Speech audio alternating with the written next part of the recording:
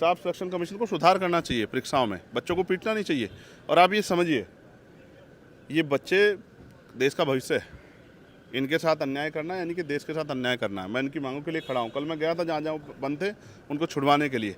आज अगर वो प्रोटेस्ट करने आएंगे तो उनकी आवाज़ बनने के लिए उनके बीच में जाऊँगा। लाठी खानी पड़ी लाठी खाऊंगा। लेकिन आप समझता हूँ बेरोजगारी का दर्द भाई, पढ़ लिख के तमाम जो हैं रिसोर्स माँ बाप लगा देते हैं बच्चे पर, वो बच्चा जो है सड़कों की खाक छानता है। उन माँ बाप पे क्या बीतती है, उसके परिवार पे, उनके सपनों पे क्या बीतती है, ये मैं मुझसे बेहतर कौन जानेगा। मैं लाखों युवाओं का नेतृत्व करता हूँ। मैं आपको स्पष्ट कहना चाहता हूँ, हम एसएससी के बच्चों के साथ खड़े हैं। और एसएससी में सुधार नहीं हुआ, परीक्षा में सुधार नहीं हुआ, तो जो लड़ाई लड़नी पड़ेगी लड़ेंगे, आंदोलन करना पड़ा करेंगे। और कहीं भी लाठी हो उसके खिलाफ आंदोलन करते हैं। हम हैं ना उन लाठियों खाने के लिए। ये हम नेताओं की जिम्मेदारी है, जिन पर युवा भरोसा करते हैं कि हम उनकी लाठी है, वो क्यों लाठी खाएंगे। हम लड़ेंगे, हम पुलिस और उनके बीच में खड़े हैं। जो लाठी पड़ेगी पहले कमर हमारी होगी। क्या पुलिस खड़ी कर दी आतंकवादी है क्या? देश से सवाल पूछ रहे हैं, अपनी सरकार से सवाल पूछ रहे हैं, अपने डिपार्टमेंट से सवाल पूछ रहे हैं। आगे की रणनीति है, जब तक ट्रांसपेरेंसी नहीं बनेगी ये आंदोलन यूं ही चलता रहेगा। एसएससी का जो छात्रों का हक है उनको हम लोग दिलाकर रहेंगे। कोई भी मुद्दा भारत देश में ज्वलंत नहीं होना चाहिए। अगर वो मुद्दा आग पकड़ जाएगा तो इनकी सरकार की, इनकी सीटों पर खतरा आ जाएगा। वो खतरा सरकार नहीं लेना चाहती। एसएससी के बच्चे जो हैं पीड़ा में है, स्टाफ सिलेक्शन जो कमीशन है उसको अपने बारे में सोचना चाहिए। और जिस तरह से कल उनके साथ जो है लाठी चार्ज हुआ, लोकतंत्र में ये भाषा अच्छी नहीं। अगर हम इस भाषा का प्रयोग करेंगे तो फिर जो बेरोजगार नौजवान उसके मन में किस तरह जो है कि पीड़ा पैदा होगी, उनके परिवारों में किस तरह की पीड़ा पैदा होगी, सरकार को सोचना चाहिए। आज मैं इस तख्ती लेके इसलिए खड़ा हूँ कि सरकार एसएससी के बच्चों की मांग को सुने और उनको पूरा करे। एसएससी का यही नौजवान कल देश की सेवा करेगा, प्रदेश की सेवा करेगा। आज आप उसको लाठियों से पीट रहे हो, उन गुरुओं को लाठियों से पीट रहे हो जो शिक्षा देने काम कर रहे हैं। लेकिन आप तो, मैं आप समझता हूँ ये फेलियर है। आपको जो काम एसएससी के को करना चाहिए था, एसएससी चेयरमैन को, उस काम के लिए बच्चे सड़कों पर तब उतरा जाता है जब नाउम्मीद हो जाता है आदमी कि अब हमें कहीं से न्याय नहीं मिलेगा। क्रांतिकारी नमो बुद्धाय, जय भीम, जय भारत, जय संविधान। मैं रामानुजार्यन और आप देख रहे हैं अध्यात्म पावर। दोस्तों, कल यानी 31 जुलाई 2025 को जिस तरह से एसएससी के छात्रों व अध्यापकों को पुलिस वालों ने परेशान किया, उनके ऊपर लाठीचार्ज किया और जबरन जिस तरह से बस में ठूस ठूस कर ले जाकर कहीं और जगह पर छोड़ दिए ताकि वो एक जगह पर इकट्ठा ना हो सके, ताकि इस आंदोलन को वो पूरा ना कर पाएँ। आपको बता दें कि एसएससी के छात्र व अध्यापक कल 31 जुलाई को पूरी तरह से जंतर मंतर पर हावी हो चुके थे। आपको बता दें कि लगभग लाखों की संख्या रही होगी छात्रों की और 500 से अधिक अध्यापक उनके मनोबल को बढ़ाने के लिए वहां पर पहुंचे थे। क्योंकि जिस तरह से बीजेपी सरकार में एसएससी के छात्रों को परेशान किया जा रहा है, कभी उनके पेपर को लीक करना, कभी पेपर को रद्द कर देना, कभी पेपर को टाल देना, और जिस तरह से कहीं ना कहीं एग्ज़ाम को लेकर समस्याएं आती हैं एसएससी के छात्रों को, उसको लेकर वो प्रदर्शन कर रहे थे। उनकी मांगे थी कि परीक्षा तरीके से कराई जाए, ढंग से कराई जाए, उनके साथ खिलवाड़ ना किया जाए। क्योंकि बहुत सारे पैसे बर्बाद कर चुके ये लड़के जो अपने सपनों को सजा कर रखे हैं, लेकिन सपने जो हैं चूर चूर होते नज़र आ रहे हैं। आपको बता दें कि कल से अब तक जो भी छात्र और शिक्षक थे एक ही मुद्दे को लेकर लगातार प्रदर्शन करते नज़र आ रहे हैं। और उनकी जो मांगे हैं, कहीं ना कहीं चंद्रशेखर आज़ाद ने अपने पत्र में लिखा था और उन्होंने एसएससी को वो पत्र भेजा था, लेकिन अभी तक कोई सुनवाई नहीं हुई है। युवाओं के रोज़गार को लेकर चिंतित चंद्रशेखर आज़ाद, जब उनको लगा कि कहीं ना कहीं सुनवाई नहीं हुई, तो फिर वो तख्ती लेकर सांसद के बाहर खड़े नज़र आए, जहाँ पर बहुत सारे मीडिया कर्मचारी पहुँचे थे। और जब उन्होंने सवाल किया तो चंद्रशेखर आज़ाद ने क्या जवाब दिया, ज़रा आप भी सुनिए। देखिए, छात्रों के साथ और छात्रों के साथ उन अध्यापकों के साथ जो बच्चों के भविष्य को संवारने काम करते, जिस तरह का अन्याय हुआ कल सबने देखा है। मैंने कल ही एसएससी के चेयरमैन को पत्र भी लिखा था कि जो एसएससी के बच्चों की मांगे हैं, जिस तरह की पीड़ा वो महसूस करते हैं, वो मांगों को मानना चाहिए। आप लगा देते हो सेंटर इतनी दूर, एक दिन पहले पेपर आप कैंसिल कर देते हो, पेपर लीक हो जा रहे हैं। जो जहाँ व्यवस्था जो है पेपर स्थल पे जो है वहाँ व्यवस्था अच्छी नहीं है। तो एसएससी के बच्चे जो हैं पीड़ा में है, स्टाफ सिलेक्शन जो कमीशन है उसको अपने बारे में सोचना चाहिए। और जिस तरह से कल उनके साथ जो है लाठी चार्ज हुआ, लोकतंत्र में ये भाषा अच्छी नहीं। अगर हम इस भाषा का प्रयोग करेंगे तो फिर जो बेरोजगार नौजवान उसके मन में किस तरह जो है कि पीड़ा पैदा होगी, उनके परिवारों में किस तरह की पीड़ा पैदा होगी, सरकार को सोचना चाहिए। आज मैं इस तख्ती लेके इसलिए खड़ा हूँ कि सरकार एसएससी के बच्चों की मांग को सुने और उनको पूरा करे। एसएससी का यही नौजवान कल देश की सेवा करेगा, प्रदेश की सेवा करेगा। आज आप उसको लाठियों से पीट रहे हो, उन गुरुओं को लाठियों से पीट रहे हो जो शिक्षा देने का काम कर रहे हैं। लेकिन आप तो, मैं आप समझता हूँ ये फेलियर है। आपको जो काम एसएससी के को करना चाहिए था, एसएससी चेयरमैन को, उस काम के लिए बच्चे सड़कों पे तब उतरा जाता है जब नाउम्मीद हो जाता है आदमी कि अब हमें कहीं से न्याय नहीं मिलेगा। मैं उन बच्चों के प्रति संवेदना प्रकट करता हूँ, सरकार से मांग करता हूँ कि उनकी मांगों को माना जाए, और अगर आज उनका धरना होगा तो मैं उनके बीच में जाकर समर्थन भी दूंगा, और अगर लाठी पड़ेगी तो उनके लिए लाठी खाने का भी काम करूंगा, उनका साथ नहीं छोड़ूंगा। चंद्रशेखर जी, हम देख रहे हैं कि आप एक के बाद एक जन सरोकार के मुद्दे उठा रहे हैं। पहले दवा के मुद्दे उठाए, फिर यूपी में शिक्षा के मुद्दे उठाए, फिर इसके मुद्दे। सदन चल नहीं पा रहा है, आपको लगता है कि चलना चाहिए, ये सारे मुद्दे सदन के अंदर होने चाहिए? बिल्कुल चलना चाहिए, और ये सदन के मुद्दों पर चर्चा होनी चाहिए। आपको याद होगा जो मैंने शिक्षा का मुद्दा उठाया था, और एक दिन जब हाउस चला 0 आवर मैंने सरकार को चैलेंज किया था कि सरकार ने 1 किलोमीटर वाला फैसला जो है कि जो 1 किलोमीटर के अंदर जो है, जो आरटीई के जरिए जो है, राइट टू एजुकेशन के जरिए कानून बना था केंद्र का 2009 में, और उसमें स्पष्ट हुआ था कि ये 1 किलोमीटर से दूर स्कूल नहीं होना चाहिए, वो सरकार ने कल माना। उस चेतावनी के बाद जब हमने कहा कि हम आंदोलन करेंगे, सड़कों पे जो है बवाल करेंगे, लोगों की लड़ाई लड़ेंगे, तब सरकार ने जो है कल सर के जो शिक्षा मंत्री हैं उन्होंने इस बात को माना और कहा कि हम 1 किलोमीटर के अंदर से जो दूर स्कूल है उसको बंद नहीं करेंगे। तो ये हमारी जीत है। लेकिन अभी ये आंशिक इसमें और जो है लड़ाई कि ये सारे स्कूल मर्ज ना हो, ये सर कुछ बंद ना हो। उसके अलावा इन स्कूलों में जो है इनका बिल्डिंग जो स्ट्रक्चर है उसको मजबूत किया जाए, उनमें अच्छे टीचरों की व्यवस्था की जाए, टीचरों की कहीं कमी ना हो, और वहाँ सुविधाएं हों। बच्चों को जो है नए तरीके से जो है शिक्षा को आगे बढ़ाया जाए, शिक्षा को मजबूत किया जाए, इसके लिए भी हम लोग प्रयास कर रहे हैं। एक आखिरी सवाल है, कल मालेगांव ब्लास्ट का जो निर्णय आया, आज उसके बाद एक अधिकारी है, जांच अधिकारी, उन्होंने कहा कि उस वक्त उनके ऊपर दबाव था आरएसएस प्रमुख को फंसाने के लिए और तमाम सारे अन्य आरएसएस के नेताओं को फंसाने के लिए। देखिए, मैं स्पष्ट करना चाहता हूँ, 17 साल बाद क्यों बयान दे रहे हैं? 17 साल तक, और आपका जमीर क्या गवाही दे पाया कि आपने इस तरह का काम किया? इसका मतलब सरकार के प्रभाव में अधिकारी जो हैं वो गलत कार्य करते हैं। तो आज जो गलत कार्य माना जाए कि भारतीय जनता पार्टी की सरकार के दबाव में हो रहे हैं, जो लोगों को फंसाया जा रहा है, मैं स्पष्ट करना चाहता हूँ ये गलत है, और अगर ऐसा कुछ हो तो उनको सामने रखना चाहिए। लेकिन 17 साल बाद इसका जमीर जागे, मैं उसको बहुत मजबूत व्यक्ति नहीं मानता हूँ। ऐसा लगता है कि हालात के साथ बदल रहे हैं लोग। पिटाई वाली बात है युवाओं की अपनी मांगों को लेकर, कभी पेपर लीक होता है, कभी आपके अपॉइंटमेंट लेटर के लिए, कभी एग्जाम कराने के लिए लंबी चलती है, और ये एक सेंटर आप बहुत दूर कर देते हैं, बच्चे पहुंचे एक रात पहले आपने कैंसिल कर दिया। ये समस्या है एक प्रदेश की नहीं, चाहे बिहार और उत्तर प्रदेश, बाकी जगहों की। एसएससी का एग्जाम तो देश भर के लिए है। स्टाफ सिलेक्शन कमीशन को सुधार करना चाहिए परीक्षाओं में, बच्चों को पीटना नहीं चाहिए। और आप ये समझिए, ये बच्चे देश का भविष्य है, इनके साथ अन्याय करना है यानी कि देश के साथ अन्याय करना है। मैं इनकी मांगों के लिए खड़ा हूँ। कल मैं गया था जहाँ बंद थे उनको छुड़वाने के लिए। आज अगर वो प्रोटेस्ट करने आएंगे तो उनकी आवाज़ बनने के लिए उनके बीच में जाऊँगा, लाठी खानी पड़ी लाठी खाऊंगा। लेकिन आप ये सोचिए कि जिस देश का युवा अपने ही देश में आंदोलन करे, लाठियाँ खाए, वो युवा कैसे सशक्त हो पाएगा? युवा सशक्त करने की बात सरकार करती है। मैं सरकार से मांग करता हूँ, मैंने कल एसएससी चेयरमैन को पत्र लिखा कि गलत है, उनको मिलकर उनकी मांग सुननी चाहिए, उसमें सुधार करना चाहिए, लेकिन ये अन्याय गलत है। लेकिन युवा अगर एग्जाम के लिए अगर बात कर रहा है, नौकरी के लिए अगर डिमांड कर रहा है, तो क्या लगता है कि कुछ गलती कर रहा है जिस बस? नहीं, बिल्कुल उसका हक है, वो पढ़ लिख के आया है, उसका हक है कि वो नौकरी रोजगार करके सम्मान का जीवन प्राप्त करे। ये जिम्मेदारी सरकारों की है कि उनको नौकरी रोजगार दे।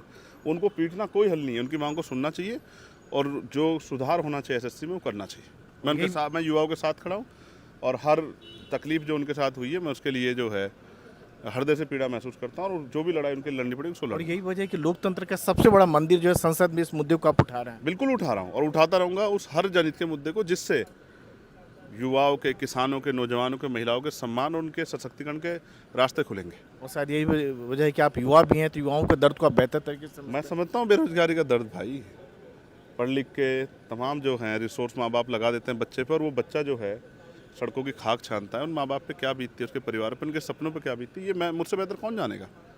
मैं लाखों युवाओं का नेतृत्व करता हूँ। मैं आपको स्पष्ट कहना चाहता हूँ, हम एसएससी के बच्चों के साथ खड़े हैं, और एसएससी में सुधार नहीं हुआ, परीक्षा में सुधार नहीं हुआ, तो जो लड़ाई लड़नी पड़ेगी लड़ेंगे, आंदोलन करना पड़ा करेंगे। और कहीं भी लाठी होगी उसके खिलाफ आंदोलन करते हैं। हम है ना उन लाठियों खाने के लिए, ये हम नेताओं की जिम्मेदारी है, जिन पर युवा भरोसा करते हैं कि हम उनकी लाठी खाएं, वो भी लाठी खाएंगे, हम लड़ेंगे। हम पुलिस और उनके बीच में खड़े हैं। जो लाठी पड़ेगी पहले कमर हमारी होगी, पहले हमारे हाथ टूटेंगे, फिर युवाओं तक लाठी जाएगी। तो दोस्तों आपने सुना किस तरह से भीम आर्मी चीफ चंद्रशेखर आज़ाद युवाओं को लेकर काफ़ी चिंतित हैं और उनका कहना है कि हम युवा हैं और युवा के दर्द को समझते हैं। बाकी कोई समझे या ना समझे, लेकिन जिस तरह से छात्रों और अध्यापकों के साथ बर्बरता पुलिस वाले किए हैं वो कहीं ना कहीं माफ़ी योग्य नहीं है और इस पर कहीं ना कहीं संज्ञान लेने की ज़रूरत है। और जब तक इस पर कोई फैसला नहीं आता है तब तक हम भी हिलने वाले नहीं हैं। अगर ज़रूरत पड़ी तो मैं भी दिल्ली जाऊंगा और दिल्ली जाकर उन छात्रों के साथ मैं भी लाठी खाऊंगा। सोचने वाली बात है साथियों। बहुत सारे लोग कहते हैं कि चंद्रशेखर आज़ाद जो है पॉलिटिक्स करते हैं, चंद्रशेखर आज़ाद जो है युवाओं को कहीं ना कहीं फंसाते हैं, युवाओं पर दंगा करवाते हैं। खासतौर से आकाश आनंद जो बीएसपी के जो कोऑर्डिनेटर हैं वो लगातार चंद्रशेखर आज़ाद पर आरोप लगाते हैं। लेकिन यहाँ पर आप समझ सकते हैं कि जहाँ पर ज़रूरत पड़ती है तहाँ पर ना आकाश आनंद बोलते हैं, न ही कोई और जो नेता लोग हैं जो हमदर्दी दिखाते हैं। लेकिन जब भी ज़रूरत पड़ती है, जब भी युवाओं की ज़रूरत पड़ती है, जब भी किसानों की ज़रूरत पड़ती है, जब भी महिलाओं की ज़रूरत पड़ती है तो भीम आर्मी चीफ चंद्रशेखर आज़ाद हमेशा मैदान में खड़े नज़र आते हैं। भीम आर्मी चीफ चंद्रशेखर आज़ाद ने साफ कर दिया है, अगर छात्रों की बातों को सरकार नहीं सुनती है तो मजबूरन मुझे दिल्ली जाना पड़ेगा। मैं भी उन छात्रों के साथ कहीं ना कहीं शामिल हो जाऊंगा और छात्र के साथ मैं भी लाठी खाने के लिए तैयार हूं। तो सोच सकते हैं साथियों, यहाँ पर भीम आर्मी चीफ चंद्रशेखर आज़ाद ने कितनी संवेदनशीलता उन छात्रों के प्रति दिखाई है। आपको बता दें कि ये वही लोग हैं जो लोग कल तक चंद्रशेखर आज़ाद को ये बताते थे कि ये दंगा करवाते हैं, ये बेवजह युवाओं को जेल भिजवाते हैं, कहीं ना कहीं उनके ऊपर एफआईआर करवाते हैं। लेकिन मैं उन सब से पूछना चाहता हूं कि क्या जो यहाँ पर शिक्षकों की गिरफ्तारी हुई, क्या यहाँ पर जिस तरह से छात्रों के साथ दुर्व्यवहार हो रहा है, छात्रों को उठाया जा रहा है, छात्रों को मारा पीटा जा रहा है, छात्रों के ऊपर लाठीचार्ज किया जा रहा है, शिक्षकों के ऊपर लाठीचार्ज किया जा रहा है। आपने देखा कि किस तरह से आदित्य सर, अभिनय सर और नीतू मैम के साथ बर्बरता की गई। वहाँ पर किस तरह से उनको ज़बरदस्ती उठाकर बस में डाला गया, उसके बाद उनको ले जाकर कहीं और जगह छोड़ा गया।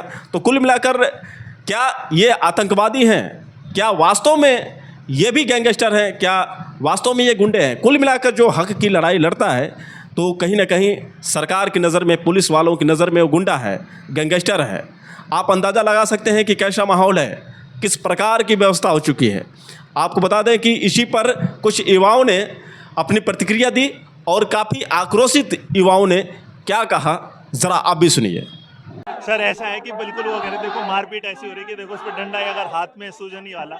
अभी जो भी जाते हैं कह रहे हैं कि हमने कहा सवाल रिपीट हो रहे हैं, तो ये कह रहे हैं कि ये तो अच्छी बात है, बच्चे के लिए सवाल रिपीट हो रहे हैं। मतलब जो वहाँ पर बॉडी गार्ड आ रहे हैं, जो बच्चे पेपर देने जा रहे हैं, माउस काम नहीं कर रहा है, जो सेंटर है वो दो जम्मू कश्मीर का बच्चा आ रहा है, किसी बिहार के पता नहीं किसी अंदर के गांव में, जहाँ पर कोई मतलब नहीं है बिल्कुल भी, और एक काम नहीं। इसी तरह सारी टीचिंग में हमारा ये नहीं कि SSC है, बाकी टीचिंग है, रेलवे, सब जगह टीचिंग के एग्जाम में बच्चा सेंटर पे जाता है, सेंटर पे पेपर कैंसिल कर दिया जा रहा है और ये कहा जा रहा है कि पेपर कैंसिल हो गया, बच्चा आया अगले दिन नोटिफिकेशन। अभी आगे का हमने क्या सोचा है, बट ये लोग बैठने नहीं दे क्योंकि डिसाइड करेंगे, अभी लगे हुए हैं इसमें। मेरा नाम रोहित है, अध्ययन मित्र कुमार है और टेडी कैंपस फैकल्टी में हूं। और मैं आपको बता दूं, यहाँ अभी अनाउंसमेंट हो चुका है कि आप यहाँ पर धरना नहीं कर सकते। ठीक है, हमारा दोष क्या है, हम शांति से खड़े हैं, बैठे हैं, बच्चे बैठे हैं। ये बच्चे बिहार से आए हुए हैं, उत्तर प्रदेश के, हरियाणा, राजस्थान के। हम आराम से बैठ करके अपनी बात रख रहे हैं। हम सिर्फ ये चाहते हैं कि जो लूप होल सभी एग्जामिनेशन में चल रहे हैं, हाल फिलहाल में जो SSC में हुआ है, ठीक है, जो घोटाला हुआ है या फिर जो उनकी जो जितना भी इंफ्रास्ट्रक्चर वो ठीक से काम नहीं कर रहा, हम ये चाह रहे हैं कि वो ठीक हो जाए, बस इतनी सी हमारी डिमांड है। किसी भी सम्मानित पदाधिकारी की तरफ से कोई भी व्यक्ति हमारी तरफ से मिलने नहीं आया। और उसके अलावा जो वहां पर पुलिस ऑफिसर्स थे उन्होंने हमें रोका, और सिर्फ रोका नहीं, हम सिर्फ ये कह रहे थे कि आप किसी सम्मानित पदाधिकारी को बुला लाइए, हम सिर्फ बात कर लेंगे। उन्होंने इतनी सी बात पर सिर्फ ये बोला 10 सेकंड में खाली कर दो नहीं तो पिटाई कर देंगे। जितने भी हमारे साथ में फीमेल फैकल्टी थी उन सबको मेल कांस्टेबल पकड़ पकड़ के बस में भर रहे थे। उसके साथ में हमारी पिटाई लगाई गई, हम सभी टीचर्स वहां पर थे, हम सबके पैरों में डंडे लगाए जा रहे हैं, सर के हाथ में मार दिया। हमारा कैमरा पर्सन था, ठीक है, उसकी टांग तोड़ दी गई है। ठीक है, ये हाल हमारे साथ, और हम बड़ा मुश्किल से भागे वहां पर। सर ये धरना प्रदर्शन, मेरा नाम प्रशांत सोलंकी है, इंग्लिश पढ़ाता हूँ मैं। तो हम लोग अंदर गए थे, मैं था, 2 टीचर और थे, जो डायरेक्टर लेवल पे हमारी मीटिंग हुई थी SSC ऑफिस में। और अगर आप उनके जवाब सुनेंगे ना तो आपको हंसी आएगी। हमने एक पॉइंट रेज करा कि जैसे आज 24 तारीख को पेपर हुआ और 25 को उसी लेवल का जो पेपर हो रहा है उसमें 70% क्वेश्चन रिपीटेड हैं। तो पता उनका जवाब ये था कि ये तो अच्छी बात है, क्योंकि बच्चे उनको लगा होगा कि 24 को ये क्वेश्चन आ गया, अब तो आएगा नहीं, तो इसको अगली शिफ्ट के लिए पढ़ते नहीं है। जबकि ऑब्जेक्टिव पेपर है, अगर क्वेश्चन पता है मतलब आंसर पता है, तो ये तो बहुत अनफेयर है।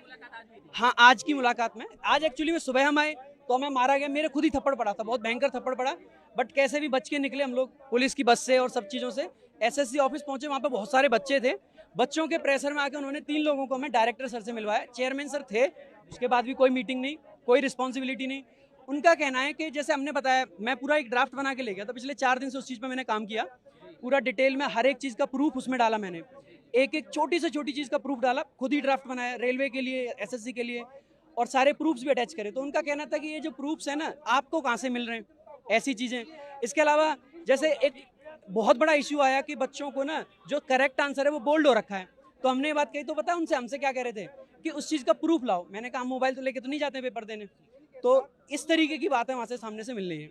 एग्जाम का नाम है मेरा, रैंकर्स गुरुकुल से हूँ मैं, और एसएससी रेलवे के लिए मैं साइंस भी यहाँ पर कराती हूँ। रेलवे में तो ये डिस्क्रिपेंसीज थी, रेलवे का कोई एनुअल कैलेंडर नहीं है, बहुत सारी यहाँ पर गलतियाँ हो रही हैं, पेपर में कोई वैकेंसी सामने नहीं आ रही है क्लियरली। लेकिन एसएससी के अंदर भी पहले आपने वेंडर चेंज कर दिया, और उसके बाद अब यहाँ आज जो टीचर्स के साथ सिर्फ शांतिपूर्ण बात करने के लिए बात यहाँ पर रखी गई थी, उसके बाद भी फीमेल टीचर्स को भी यहाँ पर इतने गलत तरीके से मेल कांस्टेबल ने खींच करके डिटेन किया है। जी हाँ, मैं भी वहाँ पर थी जिनको की डिटेन कर लिया गया है। और सर एक सबसे आगे बड़ी बात, हाँ बताइए। आगे देखिए, अभी अभी आगे क्या करना है, बच्चों के साथ बात करेंगे, टीचर्स को यहाँ पर कभी सीजीओ कॉम्प्लेक्स भेज रहे हैं, कभी यहाँ भेज रहे हैं। हम सोच रहे थे कि चेयरमैन साहब से कुछ बात हो जाए, वो नहीं करने दी, डीओपीटी पे बात हो जाए, वहाँ नहीं करने दी। आप बात ही नहीं कर पा रहे। बच्चों के सेंटर्स आपने ऐसे दे दिए जहाँ ऊपर कहीं शादी हो रही है और साइड में एग्जाम सेंटर आप करा रहे हैं, तो क्या ये ऐसे बच्चा पेपर दे सकता है? पेन नहीं है, कोई फैसिलिटी माउस कीबोर्ड की नहीं है, इतनी सारी प्रॉब्लम्स हो रही है, और उसमें आप सोच रहे हैं बच्चा पेपर दे पाएगा। तो हम हुआ है, ये बड़ा छोटा था, 13 तारीख से सीजीएल का बड़ा एग्जाम होने वाला है। अगर एक छोटे एग्जाम में ये परिस्थिति है, तो सोचिए 35-40 लाख जो आएंगे 13 तारीख से, उनका क्या हालत होने वाला है। 27,92,000 तो 27,92,000 स्टूडेंट्स को कैसे एग्जाम कंडक्ट कराएंगे जब जो सिलेक्शन फेज का जो। जयदीप सिंह इंग्लिश। जी सर, मेरा नाम प्रदीप कुमार है, और जी मैं एसएससी की तैयारी कर रहा हूँ। सर मैं जस्ट अपना एग्ज़ाम सेकंड शिफ्ट का दे के आज यहाँ आ रहा हूँ, और मेरे पेपर में खुद सिस्टम बंद हो गया और मेरा 5-6 मिनट वेस्ट हुआ। मैंने वहाँ भी शिकायत की, पर वहाँ पे कोई एसएससी का पर्सनल सुनने को रेडी नहीं है। मुझे जैसे ही पता लगा कि टीचर्स हमारे पक्ष में यहाँ पे एकत्रित हुए हैं, तो मैं प्रोटेस्ट में यहाँ पे आ गया सीधे एग्जाम के बाद। आगे के साथ सर हम प्रोटेस्ट में जब तक इनके साथ हैं, हमारा ये है कि रिफॉर्म्स नहीं होंगे जब तक नहीं। एग्जाम कैसे भी कितना भी टफ कर लें, बस उसका कंडक्ट, जो एग्जाम का कंडक्ट का है वो फेयरली हो, तो हम उसके लिए हमारी वो डिमांड है यहाँ। क्योंकि वहाँ अभिषेक सचान जी अरे बस यही कहना चाहते हैं कि जो एसएससी का जो पेपर ले रही है एडुकेटी कंपनी, अच्छे से ले। जो ऐसा नहीं है 300-300 रुपए में जो लेबर की तरीके इन्विजिलेटर हैं, रील्स नहीं संतुष्ट हैं उनसे हम, कि उनको माउस तक सुधारना नहीं आता है कि नहीं माउस को इसको बदल दें, उसी में 15 मिनट खपा रहे हैं। और 1 घंटे का टाइम में अगर 15 मिनट ऐसे चला जाएगा तो पेपर कितनी देर में करेंगे हम लोग। मांग क्या करते हैं हम, तो ये कहते हैं अच्छे से पेपर करवाए सरकार, एसएससी कंपनी ठीक अच्छे से, या फिर टीसीएस को दे जो पहले एग्जाम कराती थी।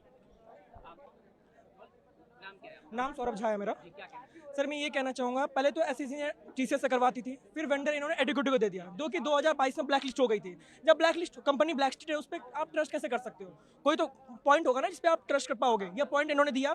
क्या एसएससी का तो रीजन हर जगह है, एसएससी नॉर्थ रीजन भी है, ईस्टर्न रीजन भी है, साउथ का रीजन भी है। क्या एसएससी के डिपार्टमेंट से ये देखा गया कि जहाँ जहाँ नया सेंटर बना है कि टीसीएस अपना सेंटर तो वापस कर ले लेगी, वो तो अपने एनटीपीसी को करवाएगी या बैंकिंग को करवाएगी, एसएससी को नहीं करवाएगी? क्या एसएससी द्वारा ये देखा गया कि जो सेंटर बच्चों को अलॉट किया जा रहा है वो ठीक है, उसमें सर्वर ढंग से काम कर रहा है कि नहीं कर रहा है, या जो बच्चे हैं सेवा के लिए क्या वो ठीक है? यहाँ पे कोई है ही नहीं, कोई मतलब ही नहीं हो रहा है। सर ये कहना चाहेंगे हम कि एडुकेटी को हटाओ, समय लो, एडुकेटी से मत करवाओ, हमें ऐसा कुछ नहीं, एडुकेटी से मत करवाओ। अगर करवाना ही है तो किसी ऐसे वेंडर को दो जो अच्छे से कंडक्ट करवा सके। मेरा नाम रौनक खत्री है, मैं president Delhi university student union हूँ। जो मांग यहाँ पर आप लोग कर रहे हैं उसके बारे में एक बार बताइए। मांग स्पष्ट है, मांग क्लियर है। एसएससी का पेपर ट्रांसपेरेंट चाहिए, पहली चीज। दूसरी चीज, जिस कंपनी को ये टेंडर अलॉट हुआ था, सेंटरों को पेपर कंडक्ट कराने में वो कंपनी विफल दिखी है। आज से जब इंदौर में पटवारी घोटाला हुआ था, तब भी सेम कंपनी को टेंडर हुआ था, वो कंपनी वहां से ब्लैकलिस्ट होके आई थी, और उसी कंपनी को देश का सबसे बड़ा एग्जाम यूपीएससी के बाद होने वाला, उस कंपनी को टेंडर दे दिया जाता है। तो सरकार की विफलताएं बताती है कि जो छात्र पढ़े लिखे शिक्षा संस्थानों से निकल कर अगर एग्जाम देने जाएगा तो वहाँ हमें घोटाले देखने को मिलेंगे, जिसके विरोध में आज छात्र बैठे हैं। हमारी मांगे सिंपल थी, एसएससी कमीशन के सामने अपनी बात रखनी थी, वहाँ पुलिस को अवगत कराकर हमारे टीचरों, अध्यापकों, अध्यापिकाओं के साथ ऐसे बर्बरता के साथ उठाया गया है जैसे वे अपराधी हों। कम से कम पैनल 100+ टीचर्स का था जो जाकर मीट करना चाहता था। पीसफुली मुलाकात कोई नहीं हुई किसी से भी, आश्वासन कुछ नहीं दिया। पुलिस खड़ी कर दी, आतंकवादी है क्या? देश से सवाल पूछ रहे हैं, अपनी सरकार से सवाल पूछ रहे हैं, अपने डिपार्टमेंट से सवाल पूछ रहे हैं। आगे की रणनीति है, जब तक ट्रांसपेरेंसी नहीं बनेगी ये आंदोलन यूं ही चलता रहेगा। एसएससी का जो छात्रों का हक है उनको हम लोग दिलाकर रहेंगे। 5 बजे का अनाउंसमेंट करेंगे। क्यों? सरकार से फोन आ रखा है। कोई भी मुद्दा भारत देश में ज्वलंत नहीं होना चाहिए। अगर वो मुद्दा आग पकड़ जाएगा तो इनकी सरकार की, इनकी सीटों पर खतरा आ जाएगा। वो खतरा सरकार नहीं लेना चाहती। तो सुना दोस्तों युवाओं की जो मांग है, और युवा किस तरह से ये बता रहे हैं कि क्या हम आतंकवादी हैं।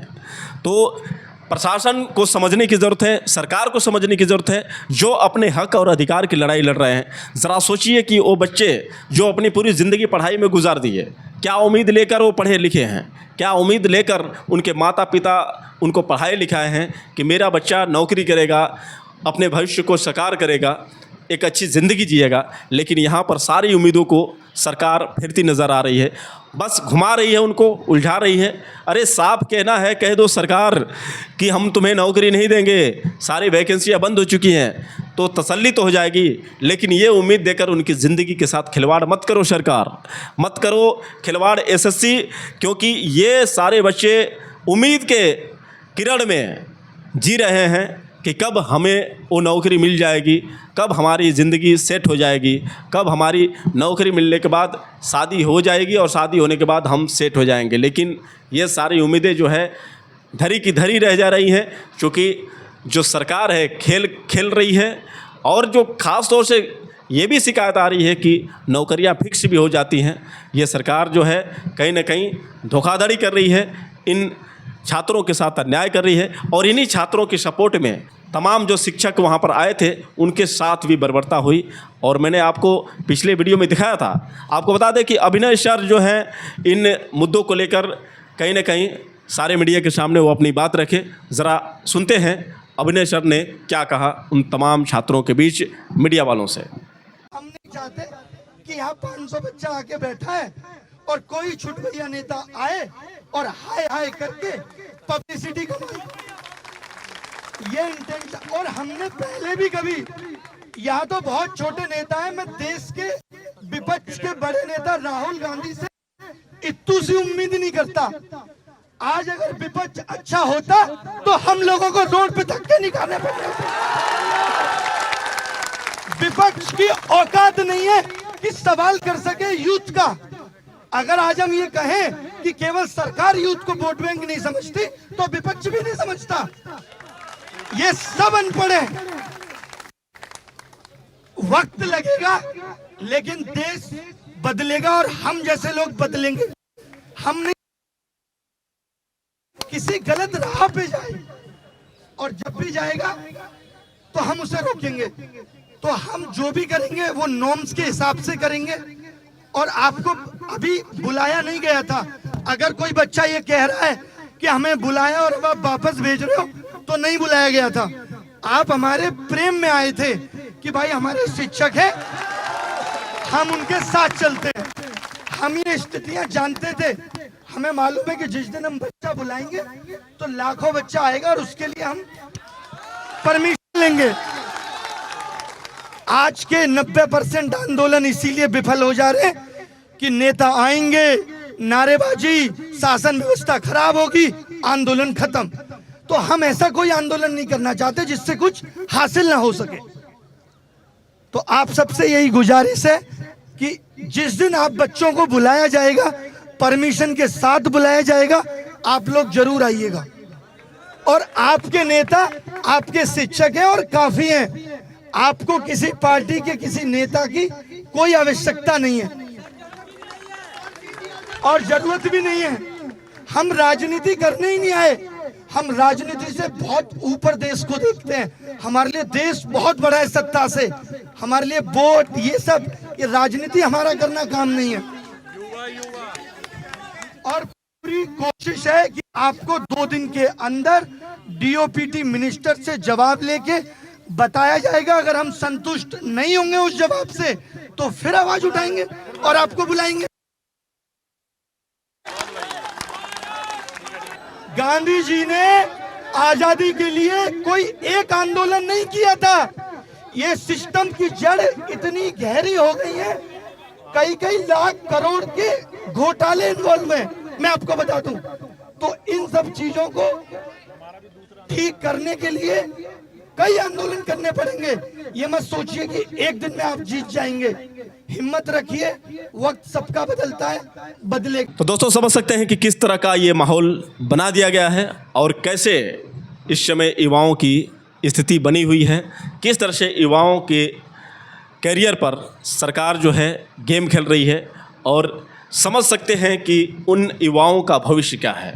अब आप थोड़ा गौर करिएगा प्रधानमंत्री नरेंद्र मोदी की बातों को, जो ये कहते हैं कि हमारा देश विकास कर रहा है, हमारे युवा तरक्की कर रहे हैं, हमारा देश डिजिटल हो रहा है। क्या यही डिजिटल इंडिया है? क्या यही देश के युवाओं का सही हाल है? इस पर हमें सोचने की ज़रूरत है।